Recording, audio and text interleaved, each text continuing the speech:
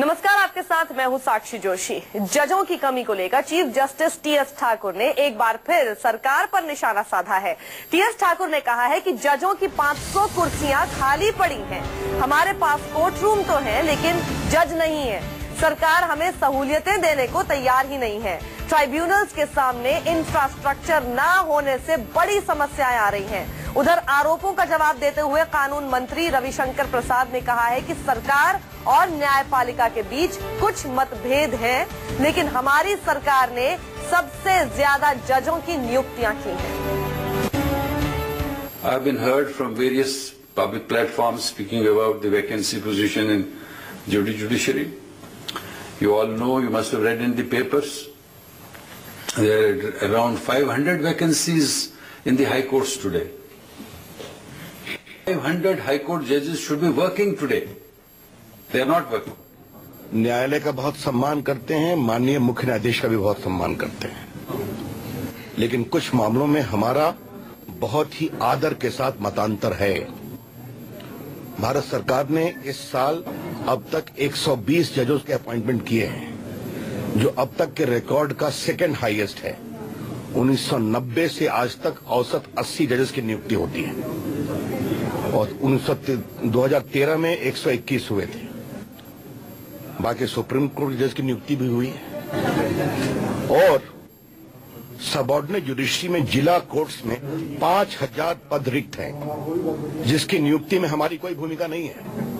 वो high courts को करना है, तो ये भी देखने की आवश्यकता है। सरकार के द्वारा समय समय पर ट्राइब्यूनल्स में इंफ्रास्ट्रक्चर बढ़े, इसकी पूरी कोशिश होती है, लेकिन एक बात समझने की आवश्यकता है कि हर सुप्रीम कोर्ट के रिटायर्ड जजेस को किसी ट्राइब्यूनल में आने के बाद हम सुप्रीम कोर्ट के जज के साइज का बंगला नहीं दे सकते। उसमें समस्याएं और सीमाएं हैं, लेकिन रहने की पूरी व्यवस्था हम करते हैं और आगे भी करेंगे। भारत सरकार न्यायालय की गरिमा के प्रति समर्पित है, लेकिन मुझे लगा कि ये तथ्य बताना आवश्यक था देश के लिए। और आइए सीधे रुख करता हमारे संवाददाता रमन कुमार का। रमन, ये पहली बार नहीं है जब टीएस ठाकुर ने इस तरह की बात कही है। इससे पहले पद नहीं है, जज नहीं है, पदों में बहुत ज्यादा कमी हो रही है, इसको लेकर वो भावुक तक हो चुके हैं। लेकिन सिर्फ सरकार की तरफ से इतना कह देना कि न्यायपालिका के लिए सम्मान है, क्या वो उससे सब कुछ हो जाता है? सम्मान है तो फिर दिखता क्यों नहीं? देखिए, आपने बिल्कुल सही कहा कि जिस तरीके से मुख्य न्यायाधीश के बयान के बाद सरकार का बयान आता है और सरकार खुले तौर पर यह स्वीकार करती है कि मतभेद है, जुडिशरी और सरकार के बीच में मतभेद है, और ये सबसे ज्यादा मुख्य मुद्दा है इस बात को लेकर कि संसद या राजनीतिक दल वो कहीं न कहीं जुडिशरी से मतभेद रखते हैं। और इस बारे में नोटबंदी को लेकर भले ही विपक्ष सरकार के फैसले से सहमत नहीं हो, लेकिन जुडिशरी में अपॉइंटमेंट के मुद्दे पर करीब करीब हर एक राजनीतिक दल एकजुट है। और इसी के तहत आपको याद होगा कि नेशनल जुडिशियल अपॉइंटमेंट कमीशन का गठन किया गया था, पास किया गया था संसद से, जिसको कि सुप्रीम कोर्ट ने खारिज कर दिया।